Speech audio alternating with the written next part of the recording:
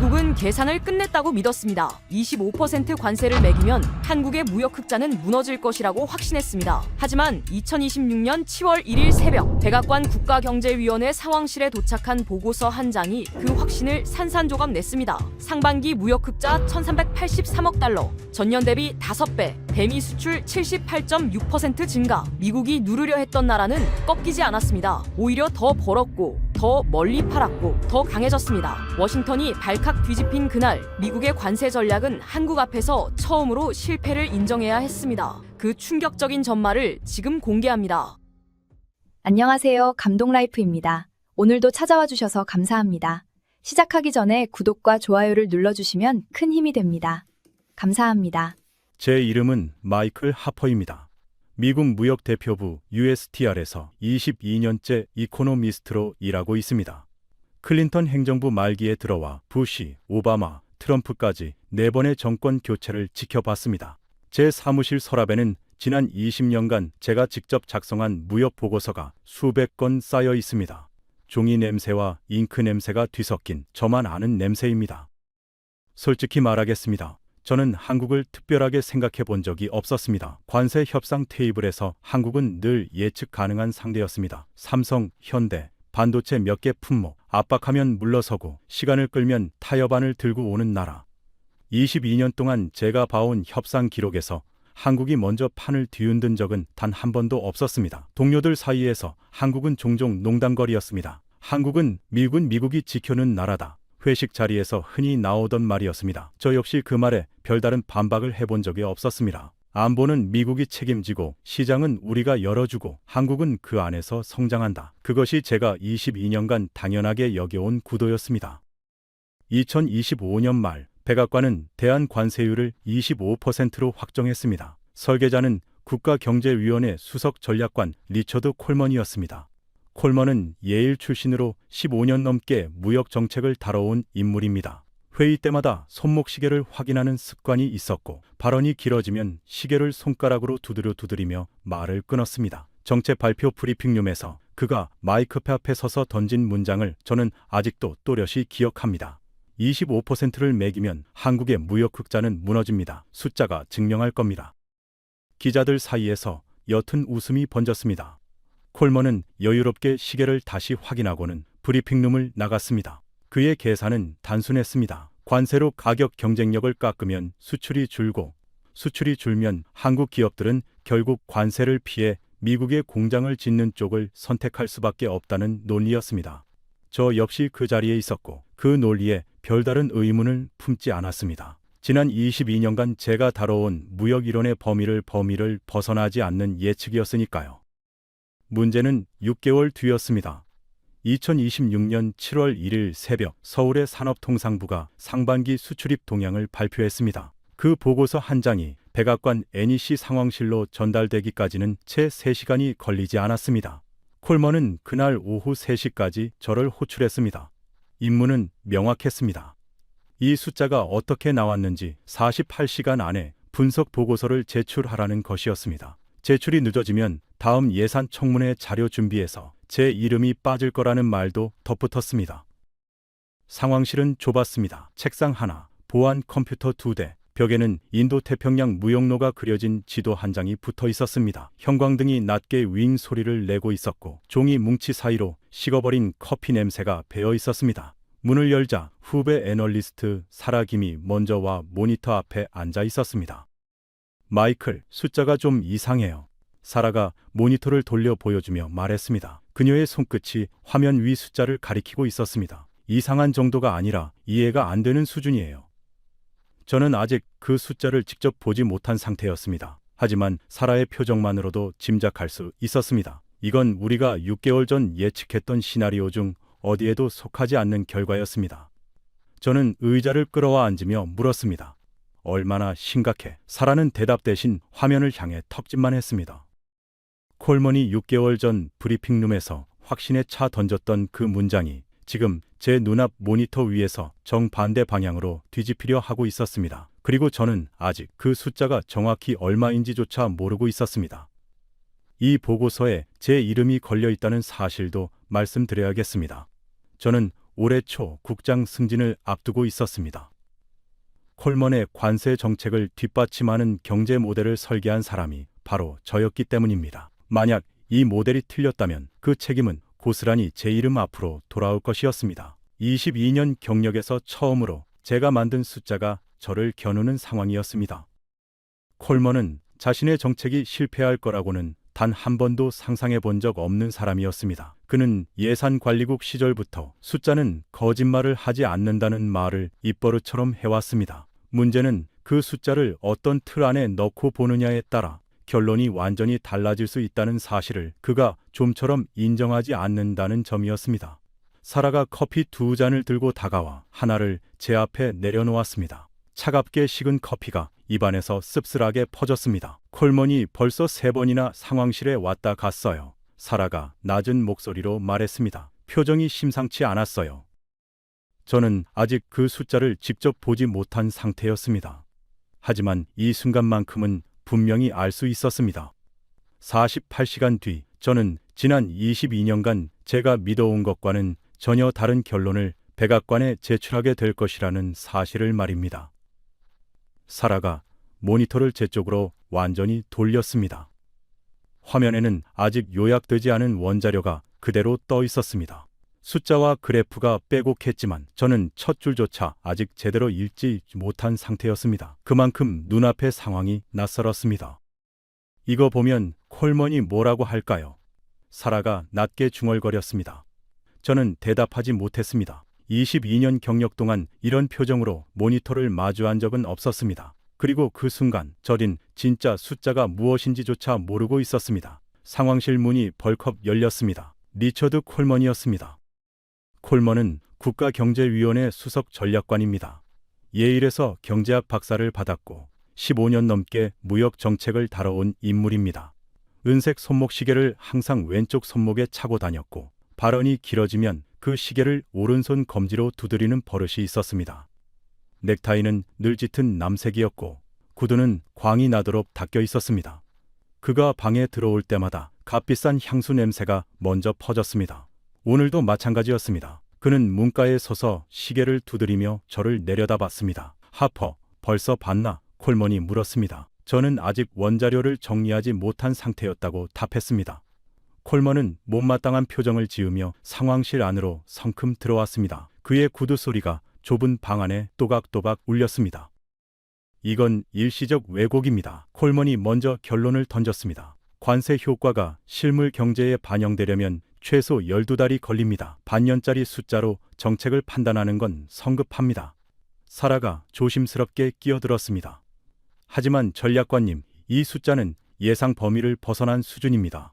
콜먼은 사라 쪽으로 시선도 주지 않고 손목시계만 두드렸습니다. 예상 범위라는 건 우리가 정하는 겁니다. 미즈김.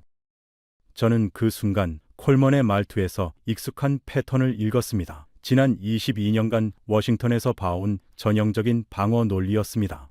불리한 숫자가 나오면 먼저 시기상조라는 딱지를 붙이고 그 다음엔 통계적 착시라는 표현으로 넘어가는 순서였습니다.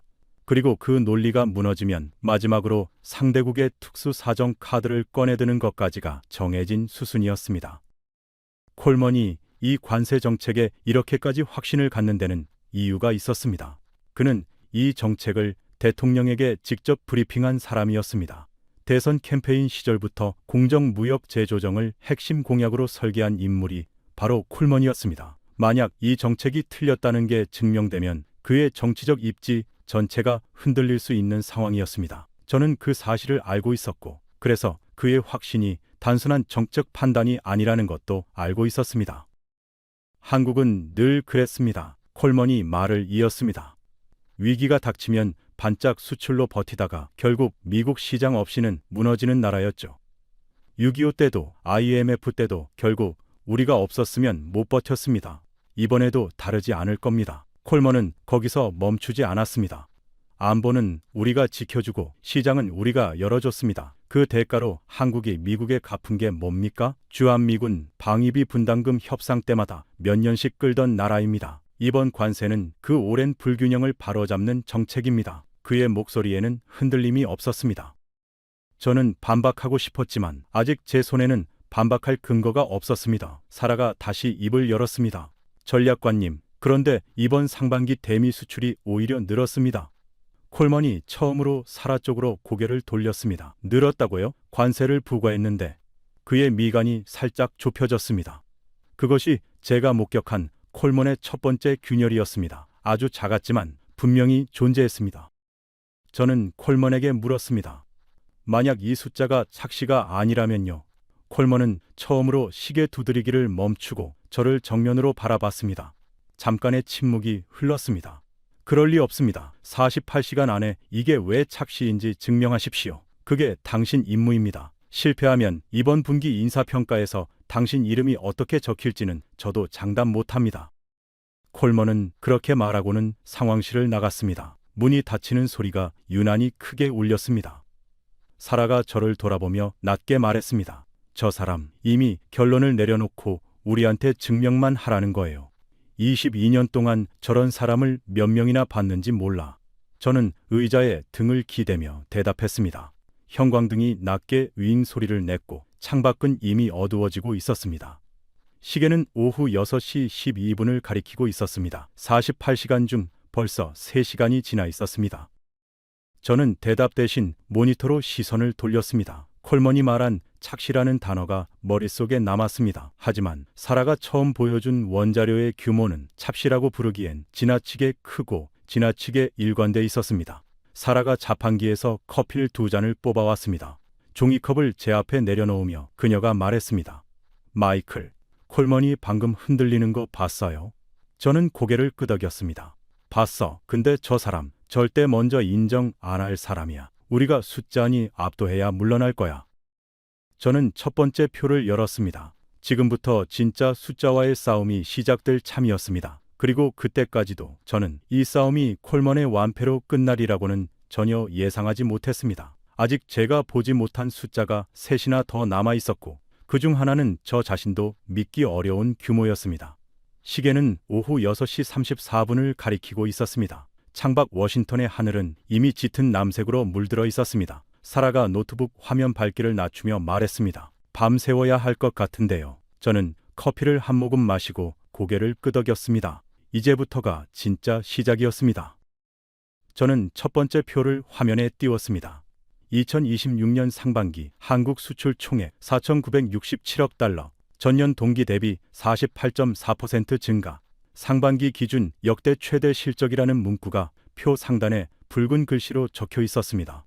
형광등 불빛 아래 숫자가 유난히 선명하게 도드라져 보였습니다. 콜먼은 30분 뒤 다시 상황실로 돌아왔습니다. 손에는 자신이 직접 뽑아온 브리핑장 자료가 들려 있었습니다. 종이 모서리가 이미 여러 번 접혔다진 흔적이 있었습니다. 그는 제가 띄운 화면을 보더니 코웃음을 쳤습니다. 그거 반도체 하나 때문 아닙니까? 메모리 가격이 일시적으로 폭등한 거죠. 사이클이 꺾이면 이 숫자도 같이 꺾입니다. 맞습니다. 저는 먼저 인정했습니다. 반도체 수출이 상반기 실적을 견인한 건 사실입니다. 상반기 반도체 수출만 1924억 달이었으니까요. 그런데 반도체를 제외한 나머지 품목 수출도 16% 늘었습니다. 저는 두 번째 표를 열었습니다. 반도체 외 품목 수출 3,043억 달러. 콜먼의 시선이 잠깐 흔들렸습니다. 16%요. 콜먼이 되물었습니다. 사라가 대답 대신 화면을 급히 앞으로 밀었습니다. 자동차, 선박, 석유 제품, 무선 통신기기, 그리고 화장품과 농수산식품까지 20대 주력 품목 가운데 14개가 동시에 늘어난 표였습니다. 콜먼은 아무 말도 하지 않고 표를 한참 들여다봤습니다. 그의 눈동자가 표의 왼쪽에서 오른쪽으로 다시 왼쪽으로 움직이는 게 보였습니다. 회의실이 잠깐 조용해졌습니다. 형광등 소리만 낮게 울렸습니다. 콜먼이 다시 입을 열기까지 걸린 시간은 정확히 8초였습니다. 반도체 없이도 늘었다는 건 인정하겠습니다. 그는 잠시 말을 멈췄다가 다시 이었습니다. 하지만 대미 수출은 어떻습니까? 우리가 25% 관세를 매긴 나라입니다. 거기서 수출이 늘었다는 게 말이 됩니까? 콜먼은 그 말을 남기고 잠시 복도로 나갔습니다. 전화를 받아야 한다는 이유였습니다. 사라와 저는 잠시 숨을 돌렸습니다. 그녀가 자판기 앞에서 커피 2잔을 뽑아 돌아왔습니다. 저 사람 흔들리고 있는 거 맞죠? 사라가 물었습니다. 저는 종이컵을 받아들며 대답했습니다. 흔들리는 정도가 아니야. 자기가 세운 논리의 첫 번째 기둥이 무너지는 걸 보고 있는 거지. 복도 저편에서 콜먼의 낮은 목소리가 들렸다가 곧 조용해졌습니다. 10분 뒤 콜먼이 돌아왔습니다. 표정은 아까보다 더 굳어 있었습니다. 그는 자리에 앉으며 시계를 다시 두드리기 시작했습니다. 이번엔 아까보다 리듬이 조금 더 빨랐습니다. 계속하시죠. 그가 짧게 말했습니다. 저는 기다렸다는 듯 세 번째 표를 열었습니다. 대미 수출 200억 2천만 달러. 전년 대비 78.6% 증가. 숫자가 화면 가득 떴습니다. 콜먼의 턱 근육이 미세하게 움직였습니다. 사라는 그 표정을 놓치지 않고 저를 쳐다봤습니다. 이건 관세 부과 이전 계약분이 뒤늦게 반영된 겁니다. 콜먼이 재빨리 말했습니다. 선적 시차 때문에 착시가 생긴 거죠. 무역 통계에서는 흔한 일입니다. 저는 고개를 끄덕였습니다. 맞습니다. 일부는 관세 이전 계약 물량일 수 있습니다. 저도 그 가능성을 배제하지 않습니다. 콜먼의 표정이 잠깐 풀렸습니다. 하지만 저는 말을 끝내지 않았습니다. 그런데 대아세안 수출도 86.6% 늘었습니다. 대EU 수출도 31.8% 늘었습니다. 둘 다 6월 기준 역대 최대입니다. 이 두 지역엔 우리가 관세를 매기지 않았습니다. 저는 네 번째 표를 열며 말을 이었습니다. 아세안, 유럽연합, 중국까지 세계 권역의 그래프가 동시에 우상향 곡선을 그리고 있었습니다. 관세를 매긴 나라만 늘어난 게 아니라는 겁니다. 사라가 덧붙였습니다. 전 세계로 뻗어나가고 있다는 뜻이에요. 콜먼은 아무 대답도 하지 않았습니다. 그는 손목시계를 두드리던 손가락을 멈추고 대신 관자놀이를 문질렀습니다. 그가 그런 행동을 보인 건 그날 처음이었습니다. 저는 다섯 번째 표를 열었습니다. 하나만 더 보시죠. 대중국 수출은 어떻습니까? 콜먼이 저를 쳐다봤습니다. 중국은 상황이 다르지 않습니까? 미중 갈등 때문에 오히려 한국이 반사이익을 본 것뿐입니다. 저는 고개를 끄덕였습니다. 맞습니다. 반사이익 요소가 있는 건 사실입니다. 그런데 대중국 수출도 상반기 996억 러로 64.6% 늘었습니다. 반사이익만으로 설명하기엔 증가폭이 지나치게 큽니다. 콜먼은 표를 다시 들여다봤습니다. 우연일 수 있습니다. 콜먼이 마침내 입을 열었습니다. 하지만 그의 목소리에는 이전에 확신이 없었습니다. 미세하게 떨리는 듯한 느낌마저 들었습니다. 9대 주요 수출 지역 중 7곳에서 동시에 늘어난 게 우연이라고요? 제가 되물었습니다. 콜먼은 대답하지 않았습니다. 상황실에는 형광등 소리와 노트북 펜 돌아가는 소리만 남았습니다. 저는 두 번째 라운드의 마지막 카드를 꺼냈습니다. 관세를 부과한 미국으로의 수출이 78.6% 늘었고 관세가 없는 아세안으로의 수출은 86.6% 늘었습니다. 둘 다 늘었습니다. 이건 관세가 무역 흐름을 왜곡시키지 못했다는 뜻입니다. 콜먼은 표를 다시 들여다봤습니다. 그의 손끝이 종이 위에서 멈춰 있었습니다. 5초, 6초, 7초가 그대로 흘렀습니다. 타이밍 문제일 수도 있습니다. 콜먼이 다시 말을 꺼냈습니다. 그의 목소리는 이제 확신보다는 방어에 가까웠습니다. 6월 한 달 수치만 보고 판단하는 건 성급합니다. 계절적 요인도 있을 수 있고요. 저는 여섯 번째째 표를 열었습니다. 맞습니다. 계절적 요인이 있을 수 있다는 지적은 타당합니다. 그런데 이 표를 보시죠. 5월과 6월 두 달 연속으로 일평균 수출이 역대 최대치를 경신했습니다. 하루짜리 우연이 아니라 두 달 연속의 추세라는 뜻입니다. 콜먼은 안경을 벗어 렌즈를 닦았습니다. 그건 그가 시간을 벌려는 행동이라는 걸 저는 22년 경력으로 알 수 있었습니다. 안경을 다시 쓴 그가 낮게 말했습니다. 일평균 수출까지 최대치라는 겁니까? 저는 고개를 끄덕이며 대답했습니다. 일평균 45억 4천만 달러입니다. 2개월 연속 역대 최대 실적입니다. 사라가 사여가 조용히 시계를 확인했습니다. 밤 9시 4분이었습니다. 48시간 중 이제 12시간 정도가 남아 있었습니다. 저는 다음 라운드로 넘어가기 전 물 한 모금을 마셨습니다. 목이 말랐던 걸 그제서야 깨달았습니다. 사라가 화면 한쪽에 작은 표 하나를 추가로 띄웠습니다. 마이클, 이것도 같이 보여주세요. 세계 무역기구 기준 국가별 수출 순위표였습니다. 저는 그 표를 콜먼 쪽으로 돌렸습니다. 이 상반기 실적으로 한국은 세계 수출 5위 자리를 굳혔습니다. 일본을 앞선 순위입니다. 올해 초 일시적으로 역전했던 게 아니라 반기 전체로 굳어진 겁니다. 콜먼은 아무 말도 하지 않았습니다. 그저 표를 오래 들여다봤을 뿐입니다. 일본은 오랫동안 이 자리를 지켜온 나라입니다. 제가 말을 이었습니다. 그 나라를 상반기 내내 앞섰다는 건 반짝 이벤트가 아니라는 뜻입니다. 사라가 조용히 덧붙였습니다. 그리고 이 순위는 관세와 무관한 제3의 기관 WTO가 집계한 겁니다. 우리도 부정할 수 없는 숫자예요. 콜먼은 여전히 대답하지 않았습니다. 그의 시선은 표 위에 고정된 채 움직이지 않았습니다. 저는 잠시 노트북을 덮고 콜먼을 바라봤습니다. 전략관님, 여기까지가 1라운드와 2라운드입니다. 기초 데이터와 비교 데이터 둘 다 같은 방향을 가리키고 있습니다.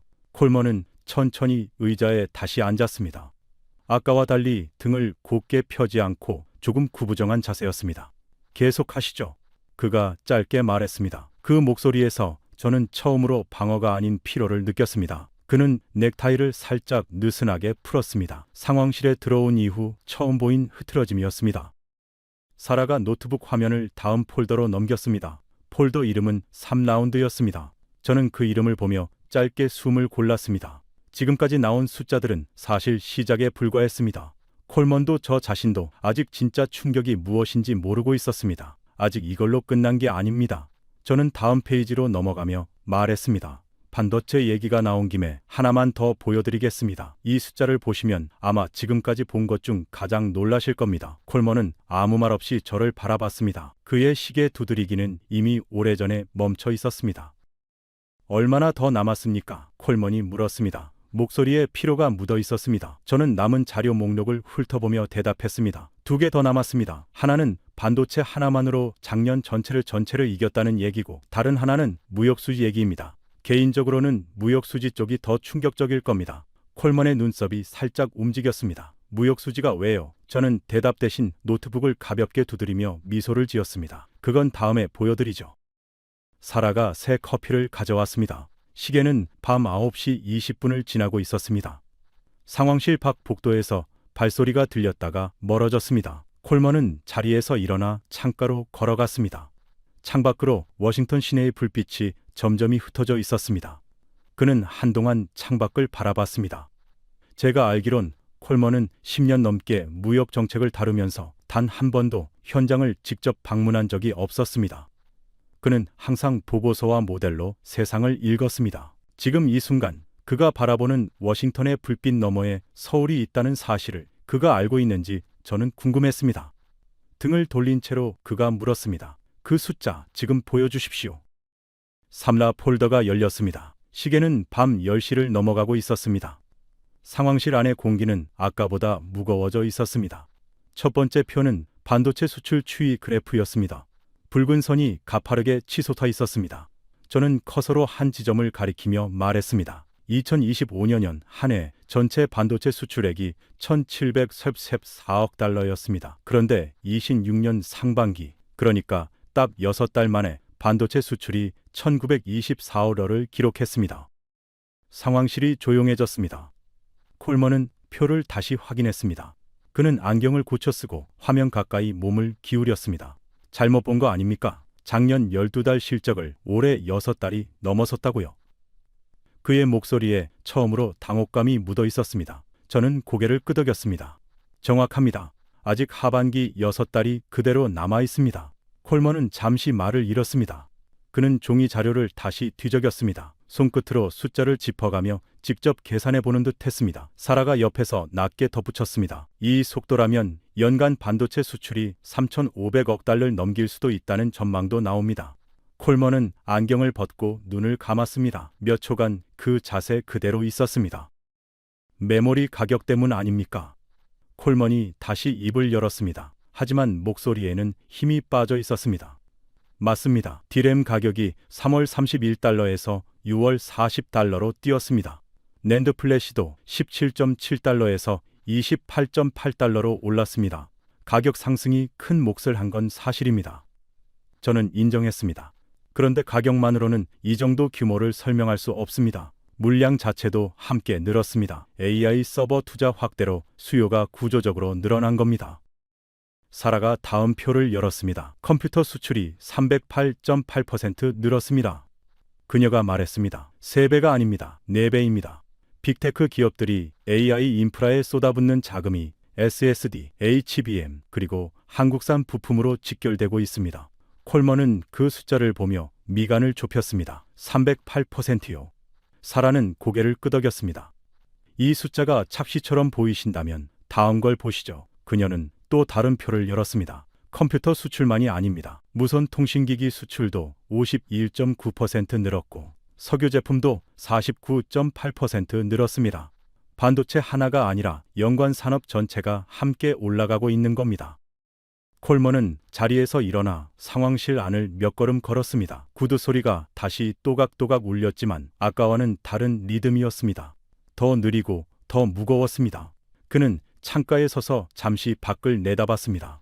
저는 그의 뒷모습을 보며 문득 그가 대선 캠페인 당시 유세장에서 이 관세 정책을 발표하던 장면을 떠올렸습니다. 그때는 청중의 박수를 받으며 확신에 찬 얼굴로 손을 흔들었었습니다. 지금 그의 등은 그때와는 전혀 다른 사람의 등처럼 보였습니다. 이때 상황실 구석에 조용히 앉아있던 NEC 소속 젊은 애널리스트 제이슨이 처음으로 입을 열었습니다. 그는 브리핑 내내 노트북 화면만 들여다보며 메모를 하던 인물이었습니다. 30을 갓 넘긴 나이였고 콜먼 밑에서 일한 지는 이제 겨우 8개월째였습니다. 상황실에 들어온 이후 그는 단 한마디도 하지 않았었습니다. 전략관님, 이건 단기 사이클이 아니라 구조적 변화로 보는 게 맞을 것 같습니다. 콜먼이 날카로운 눈으로 그를 쳐다봤습니다. 제이슨은 시선을 피하지 않았습니다. 데이터가 그렇게 말하고 있습니다. 콜먼은 아무 말도 하지 않았습니다. 그는 다시 자리에 앉았습니다. 저는 4라운드로 넘어갔습니다. 이제 마지막입니다. 무역수지 얘기를 하겠습니다. 저는 새 표를 열었습니다. 표 상단에는 큼직한 숫자가 붉게 떠 있었습니다. 상반기 무역수지 1,383억 달러 흑자, 작년 같은 기간엔 274억 달러였습니다. 5배가 늘었습니다. 콜먼의 얼굴에서 핏기가 살짝 가셨습니다. 5배요. 그가 되뇌었습니다. 사라는 그 숫자 옆에 있는 작은 그래프를 가리키며 덧붙였습니다. 그리고 6월 한 달만 보면 무역수지가 367억 5천만 달러였습니다. 사상 처음으로 300억 달러를 넘어선 겁니다. 저는 잠시 멈췄다가 말을 이었습니다. 전략관님, 이 정책의 목표가 뭐였습니까? 콜먼은 대답하지 않았습니다. 그는 시선을 표에서 떼지 못한 채 조용히 앉아 있었습니다. 저는 대신 답했습니다. 한국의 무역 흑자를 줄이는 것이었습니다. 정책 설계 문서에도 그렇게 적혀 있었죠. 그런데 결과는 5배 증가입니다. 상황실이 완전히 고요해졌습니다. 형광등 소리만 남았습니다. 저는 잠시 기다렸다가 마지막 비교 수치를 꺼냈습니다. 혹시 아십니까? 1997년 외환위기 당시 한국의 무역수지가 마이너스로 떨어졌을 때 그 규모가 얼마였는지를요. 콜먼은 대답하지 않았습니다. 당시 한국의 경상수지 적자는 약 236억 달러였습니다. 나라가 흔들릴 만한 숫자였죠. 그런데 그 나라가 29년 뒤에 상반기 무역 흑자 1,383억 달러를 냈습니다. 이 격차가 우연이라고 생각하십니까? 콜먼은 입을 쥐지 않았습니다. 대아세안, 대EU 수출도 동시에 역대 최대를 기록했습니다. 사라가 덧붙였습니다. 그녀는 표를 하나 더 열어 화면 전체에 3개의 그래프를 나란히 띄웠습니다. 미국, 아세안, 유럽연합, 3개의 선이 모두 우상향을 그리고 있었습니다. 한 곳을 관세로 막았더니 다른 모든 문이 동시에 열린 셈입니다. 콜먼은 의자에 등을 기댔습니다. 그는 더 이상 시계를 두드리지 않았습니다. 그의 손이 무릎 위에 힘없이 누워 있었습니다. 제이슨이 다시 입을 열었습니다. 이번엔 목소리가 아까보다 더 또렷했습니다. 전략관님, 이건 제 계산에 빠져있던 변수입니다. 저희가 이 정책을 설계할 때 한국의 산업 구조가 이렇게까지 다변화돼 있다는 걸 충분히 반영하지 못했습니다. 콜먼은 그를 돌아보지 않았습니다. 그저 표를 응시할 뿐이었습니다. 15초, 20초, 침묵이 이어졌습니다. 사라는 저를 힐끗 쳐다봤고 저는 조용히 고개를 끄덕였습니다. 반박할 게 남아 있으십니까? 제가 물었습니다. 콜먼은 천천히 고개를 저었습니다. 아주 작은 동작이었지만 저는 그것을 놓치지 않았습니다. 그의 손목시계가 조용히 그의 팔목 위에 멈춰 있었습니다. 상황실 벽시계는 밤 11시 47분을 가리키고 있었습니다. 저는 마지막으로 도미노 시나리오 표를 하나 더 열었습니다. 이 흐름이 하반기에도 이어진다고 가정하면 어떻게 될까요? 저는 커서로 그래프의 점선 부분을 가리켰습니다. 연간 수출 1조 달러 돌파가 유력하다는 전망이 나오고 있습니다. 1965년 유엔 통계 기준을 채택한 이래 한국이 이 숫자에 도달하는 건 이번이 처음입니다. 콜먼은 여전히 말이 없었습니다. 저는 계속했습니다. 한국의 1인당 GDP가 1가 달러를 넘은 게 1995년이었습니다. 외환위기로 다시 무너졌다가 회복하는 데 5년이 걸렸습니다. 그 나라가 지금은 수출 1조 달러를 바라보고 있습니다. 이 궤적이 우리가 관세 한 번으로 꺾을 수 있는 성질의 것입니까? 콜먼은 임수를 움직이려 했다가 멈췄습니다. 그의 입술이 열렸다 닫혔습니다. 2번, 사라가 조용히 물었습니다. 전략관님, 다음 분기 보고서에는 뭐라고 쓰실 겁니까? 콜먼은 대답 대신 시선을 창밖으로 돌렸습니다. 워싱턴의 밤하늘엔 별이 몇 개 떠 있었습니다. 그는 아주 오랫동안 그 상태로 서 있었습니다. 저는 시뮬레이션 자료 한 장을 더 열었습니다. 전략관님, 마지막 질문을 드리겠습니다. 저는 말했습니다. 만약 이 관세 정책을 유지한다면 1년 뒤 한국의 반응은 무엇이겠습니까? 콜먼이 저를 돌아봤습니다. 저는 계속했습니다. 역대 사례를 보면 한국은 대미 수출에 차질이 생길 때마다 대체 시장을 먼저 뚫는 나라였습니다. 중동 건설불, 동남아 수출, 최근 K 소비재 확산까지 전부 이 패턴이었습니다. 이번에도 같은 패턴이 나오고 있습니다. 관세를 유지하면 우리는 한국 수출의 대미 의존도가 줄어드는 결과를 보게 될 겁니다. 그게 원하시던 결과입니까? 콜먼은 입술을 가볍게 깨물었습니다. 대답하지 않았습니다. 제이슨이 노트북을 정리하며 낮게 말했습니다. 전략관님, 이 보고서는 제작성이 필요할 것 같습니다. 이번엔 콜먼도 반박하지 않았습니다. 그는 그저 고개를 살짝 끄덕였을 뿐입니다. 그 끄덕임이 그날 밤 그가 보인 첫 번째 항복의 몸짓이었습니다. 콜먼은 자리에서 일어나 휴대폰을 들고 상황실 밖으로 나갔습니다. 문 너머로 그의 목소리가 낮게 들렸습니다. 예, 접니다. 그 초안은 다시 검토해야 할 것 같습니다. 몇 초의 침묵이 이어졌습니다. 예, 압니다. 하지만 숫자가... 그의 목소리가 점점 잦아들었습니다. 사라와 저는 서로를 쳐다봤지만 아무 말도 하지 않았습니다. 5분 뒤 콜먼이 돌아왔습니다. 그의 얼굴은 상황실에 처음 들어왔을 때와는 완전히 다른 표정이었습니다. 넥타이는 이미 느슨하게 풀려 있었고 어깨는 눈에 띄게 쳐져 있었습니다. 그는 자리에 앉지 않고 문가에 선 채로 말했습니다. 계속하시죠. 저는 노트북을 덮으며 사라를 바라봤습니다. 시계는 자정을 넘어가고 있었습니다. 48시간 중 이제 절반 가까이 지나 있었습니다. 데이터로 할 수 있는 반박은 여기까지였습니다. 하지만 저는 알고 있었습니다. 콜먼의 머리는 설득됐어도 그의 마음은 아직 완전히 돌아서지 않았다는 것을요. 그리고 그 마지막 벽을 허물 카드가 하나 더 남아 있었습니다. 사라가 조용히 말했습니다. 마이클, 이거 보여줘도 될까요? 그녀가 가리킨 건 별도 폴더에 저장해둔 파일 하나였습니다. 저는 잠깐 망설였습니다. 이 자료는 원래 오늘 브리핑 목록에 없었습니다. 데이터만으로 끝낼 생각이었습니다. 하지만 콜먼의 등을 보며 저는 생각을 바꿨습니다. 이성으로는 충분히 싸웠습니다. 이제 마음에 대고 말할 차례였습니다. 전략관님, 잠깐 이것 좀 보시겠습니까? 콜먼이 창가에서 돌아섰습니다. 사라가 화면에 사진 한 장을 띄웠습니다. 흑백 사진이었습니다. 허름한 작업복 차림의 사람들이 줄을 서 있는 장면이었습니다. 손에는 저마다 무언가를 들고 있었습니다. 금반지, 목걸이, 식거리, 시계, 어떤 이는 결혼반지를 손가락에서 빼고 있었습니다. 주라 끝이 사진 밖으로 이어지고 있었습니다.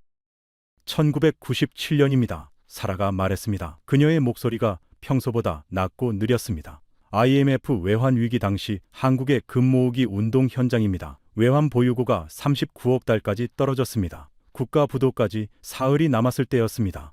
콜먼은 아무 말도 하지 않았습니다. 그는 화면 가까이 다가왔습니다.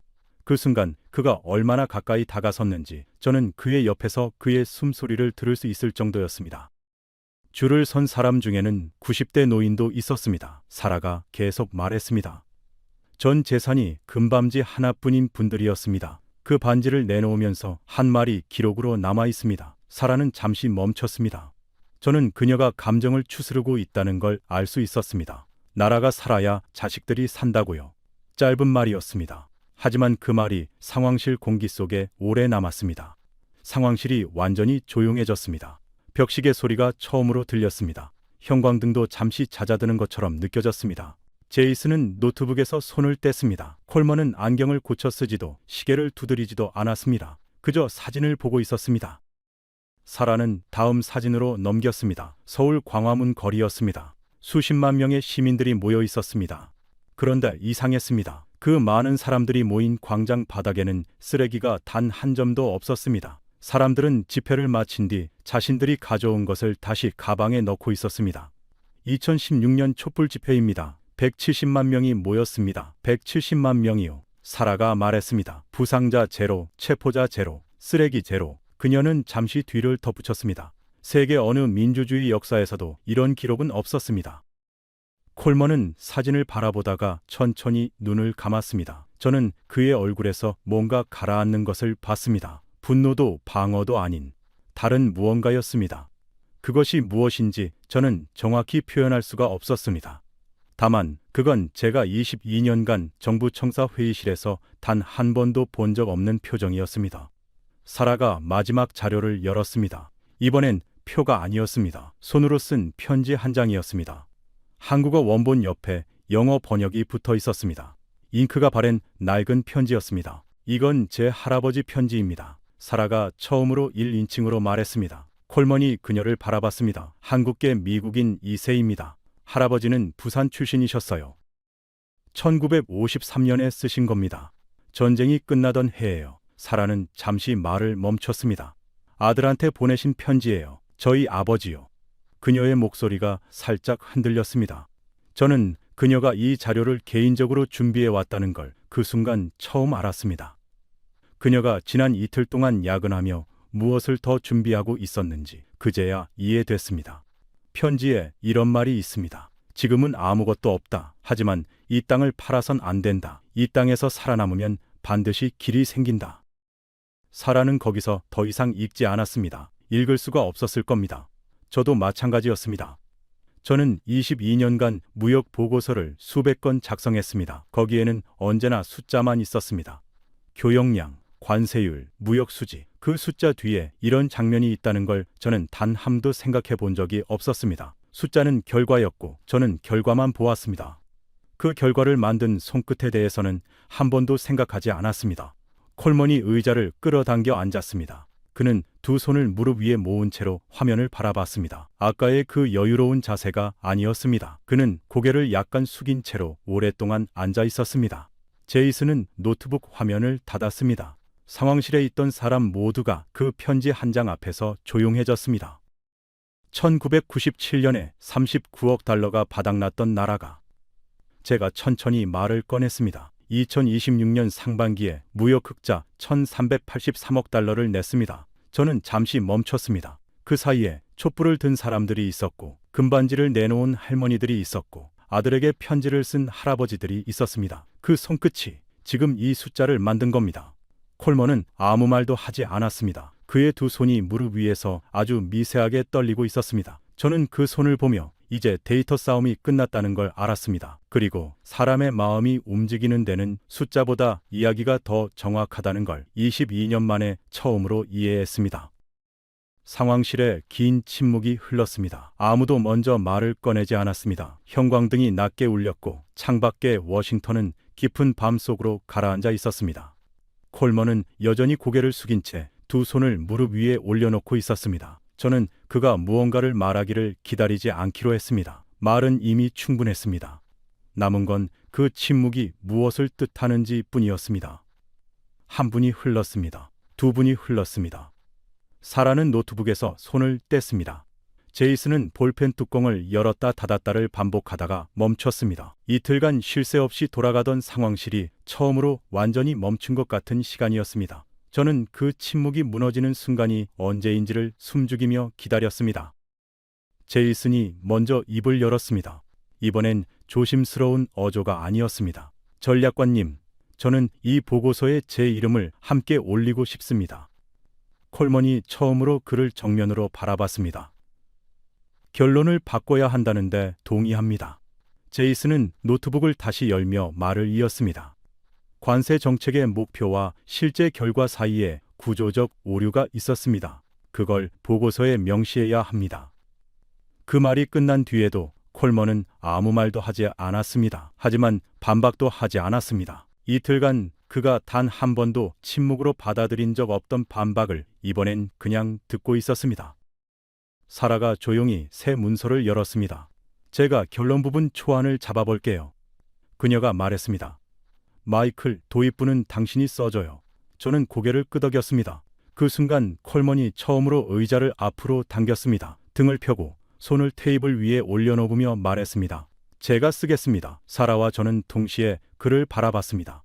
콜먼은 노트북 키보드에 손을 올려놓고 잠시 가만히 있었습니다. 그리고 말을 시작했습니다. 이번 상반기 한국의 수출입 성과는 당초 정책 설계 모델의 예측 범위를 구조적으로 벗어났습니다. 그는 거기서 한번 멈췄습니다. 이 오차는 단순한 경기 요인이 아니라 한국의 수출 산업 기반 자체가 이전과 다른 단계에 진입했음을 시사합니다. 저는 그의 문장을 들으며 22년 전 제가 처음 USTR에 들어오던 날을 떠올렸습니다. 그때 저는 무역이란 숫자의 언어라고 배웠습니다. 오늘 밤 저는 그 언어의 번역이 필요하다는 걸 배웠습니다.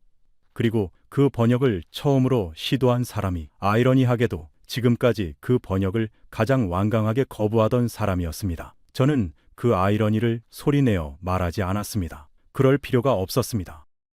콜먼이 계속 타이핑했습니다. 동정책의 목표인 한국의 대미 무역 흑자 축소 효과는 상반기 기준으로 관찰되지 않았습니다. 대미 수출이 78.6% 증가하는 동시에 대아세안, 대EU 수출도 동반 역대 최대를 기록한 점을 고려할 때 단일 관세 조치가 다변화된 공급망 구조에 미치는 영향은 제한적인 것으로 분석됩니다. 그는 타이핑을 멈추고 화면을 읽었습니다. 그리고 다시 한 줄을 추가했습니다. 향후 정책 재설계 시 한국 수출 산업의 구조적 경쟁력에 대한 재평가가 선행되어야 합니다. 콜먼은 타이핑을 멈추고 화면에서 눈을 떼지 않은 채 오래 앉아 있었습니다. 방안은 조용했습니다. 그가 뭔가를 더 생각하고 있다는 걸 저는 느낄 수 있었습니다. 잠시 후 그가 다시 타이핑을 시작했습니다. 아까보다 느린 속도로. 덧붙여 이번 분석에서 주목해야 할 것은 수출 다변화의 동시성이다. 한 권역에서의 차질이 다른 권역 수출 확대로 즉시 상쇄되는 구조는 단기 관세 조치로 한국의 무역 기반을 약화시키기 어렵다는 것을 함의한다. 그는 엔터를 치고 화면에서 눈을 들었습니다. 이 문장도 넣겠습니다. 상황실이 조용했습니다. 콜먼은 저를 돌아보며 물었습니다. 이 정도면 됩니까, 하퍼? 저는 잠시 화면을 읽었습니다. 충분합니다. 그가 직접 쓴 문장이었습니다. 저는 더 이상 아무것도 요구하지 않았습니다. 22년 경력에서 이렇게 무거운 두 글자를 뱉은 적이 없었습니다.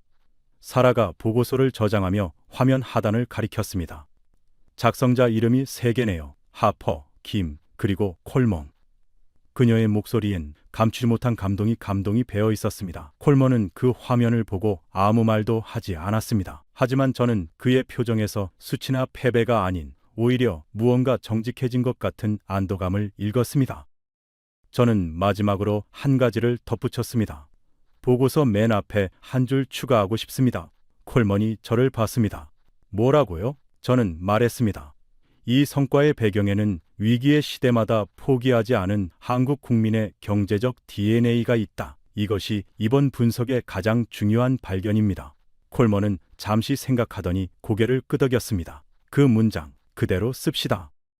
저는 그 끄덕임을 보며 생각했습니다. 이 사람이 15년 동안 무역 정책을 설계하면서 한 번이라도 한국 사람들의 이야기를 들은 적이 있었을까?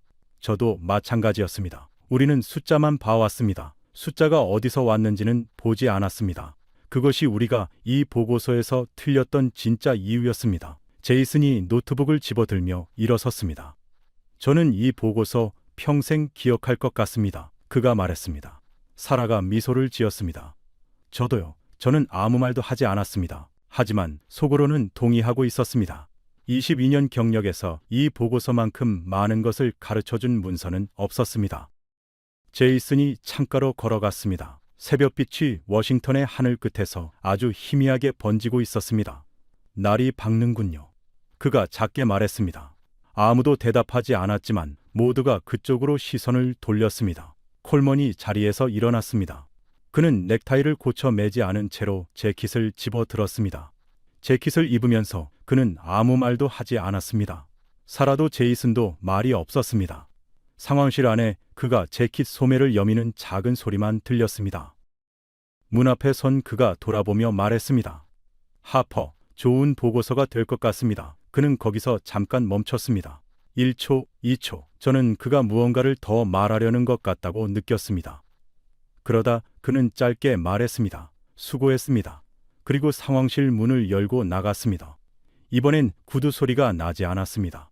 그는 천천히 조용히 걸어 나갔습니다. 처음 들어올 때와는 완전히 다른 사람이 걸어 나가는 것처럼 보였습니다. 문이 닫혔습니다. 사라가 긴 숨을 내쉬었습니다. 드디어 끝났네요. 그녀가 작게 말했습니다. 저는 빈 커피잔을 바라봤습니다. 밤새 몇 잔을 마신 건지 기억이 나지 않았습니다. 창밖의 새벽빛이 조금 더 밝아지고 있었습니다. 제이슨이 조용히 노트북을 닫았습니다. 사라가 말했습니다. 마이클, 이번엔 정말 잘 싸웠어요. 저는 고개를 저었습니다. 우리가 싸운 게 아니에요. 숫자가 싸운 거고 그 숫자 뒤에 사람들이 싸운 거죠. 저는 상황실 문을 열고 복도로 나왔습니다. 밖은 생각보다 밝았습니다. 창문 너머로 워싱턴의 새벽이 천천히 열리고 있었습니다. 링컨 기념관 방향으로 하늘 끝이 붉게 물들기 시작했습니다. 오래된 대리석 건물들이 그 빛 속에서 윤곽을 드러내고 있었습니다. 저는 복도 창가에 서서 한참 그 장면을 바라봤습니다. 밤새 좁은 방 안에서만 있었던 탓인지 눈이 적응하는데 잠깐 시간이 걸렸습니다. 빛이 낯설게 느껴졌습니다. 사라가 뒤따라 나왔습니다. 그녀는 코트를 걸치며 제 옆에 섰습니다. 어디 가요? 저는 고개를 저었습니다. 그냥 바람 좀 쐬려고. 사라는 잠자코 제 옆에 섰습니다. 우리는 한동안 아무 말 없이 창밖을 바라봤습니다. 링컨 기념관 위로 조금씩 밝아지는 하늘이 어젯밤과는 전혀 다른 세상처럼 느껴졌습니다. 멀리서 청소 트럭 한 대가 천천히 지나가고 있었습니다. 워싱턴의 아침이 시작되고 있었습니다. 저는 밤새 쌓인 생각들을 정리하려 했습니다. 하지만 머릿속은 오히려 비어 있었습니다. 22년 동안 무역 보고서를 쓰면서 이렇게 아무 생각도 나지 않는 아침은 처음이었습니다. 대신 어젯밤 사라가 읽어준 편지의 한 줄이 자꾸 머릿속에 맴돌았습니다. 지금은 아무것도 없다. 하지만 이 땅에서 살아남으면 반드시 길이 생긴다. 저는 그 문장이 1953년의 편지가 아니라는 걸 알았습니다. 그건 1997년 외환위기 때도 2016년 거리에 촛불을 든 사람들에게도 유효했던 문장이었습니다. 그리고 2026년 오늘 상반기 무역 흑자 1380억 달러를 낸 사람들에게도 그 문장은 살아있었습니다. 숫자가 아니라 그 숫자를 만든 마음이었습니다. 저는 22년 동안 그 마음을 한 번도 보고서에 담은 적이 없었습니다. 사라가 조용히 말했습니다. 마이클, 한국에 대해 어떻게 생각해요? 솔직하게요. 저는 잠시 생각했습니다. 22년 동안 수백 번 했던 질문이었습니다. 하지만 오늘 밤 이후로는 대답이 달라져 있었습니다. 한 나라를 이해하려면 그 나라의 무역 수지를 보는 게 아니라 그 나라가 위기를 어떻게 넘겼는지를 봐야 한다는 걸 오늘 처음 알았습니다. 저는 말했습니다. 한국은 다릅니다. 나라가 흔들릴 때 결혼 반지를 내놓는 사람들이 있는 나라는 제가 22년간 다뤄온 어떤 무역 모델로도 설명이 안 됩니다. 사라가 조용히 웃었습니다. 작고 따뜻한 웃음이었습니다. 그 말 보고서에도 쓰면 어때요? 저는 고개를 저었습니다. 보고서엔 담을 수 없는 것들이 있습니다. 오늘 밤이 그걸 가르쳐 줬어요. 저는 그날 보고서를 제출하기 전에 첫 줄을 한 번 더 읽었습니다. 이 성과의 배경에는 위기의 시대마다 포기하지 않은 한국 국민의 경제적 DNA가 있다. 콜먼이 직접 끄덕인 문장이었습니다. 저는 그 문장이 단순한 수사학이 아니라는 걸 알았습니다. 그건 사라의 할아버지가 1953년에 쓴 편지에서 시작해 1997년 금반지를 내놓은 손끝을 거쳐 오늘 아침 1383억 달러라는 숫자로 도착한 이야기였습니다. 긴 여정이었습니다. 73년의 여정이었습니다. 보고서를 제출하고 사무실로 돌아오는 길에 저는 처음으로 한국 지도를 찾아서 펼쳐봤습니다. 작은 나라였습니다. 한반도 남쪽이 바다로 삼면이 막힌 나라. 22년 동안 저는 그 나라를 무역 통계 한 줄로만 봐왔었습니다. 그러나 오늘은 달랐습니다. 저는 그 작은 반도 위에서 금반지를 빼던 손과 촛불을 든 손과 편지를 쓰던 손을 떠올렸습니다. 그 손들이 모여서 만든 숫자가 1383억 달러였습니다. 워싱턴의 하늘이 완전히 밝아졌습니다. 링컨 기념관 위로 아침 햇빛이 쏟아지기 시작했습니다. 저는 그 빛을 보며 처음으로 한국이라는 나라를 제대로 봤다는 생각이 들었습니다. 22년 만이었습니다. 부끄러운 22년이었습니다.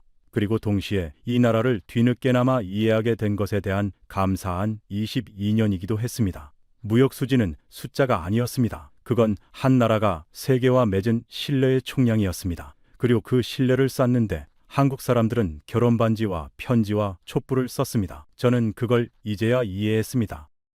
대한민국은 지금 이 순간에도 멈추지 않고 달리고 있습니다. 관세도, 전쟁도, 위기도 그 발걸음을 멈추게 하지 못했습니다. 외환 보유고 39억 달러가 바닥났던 나라가 무역 흑자 1383억 달러로 세계를 놀라게 했습니다.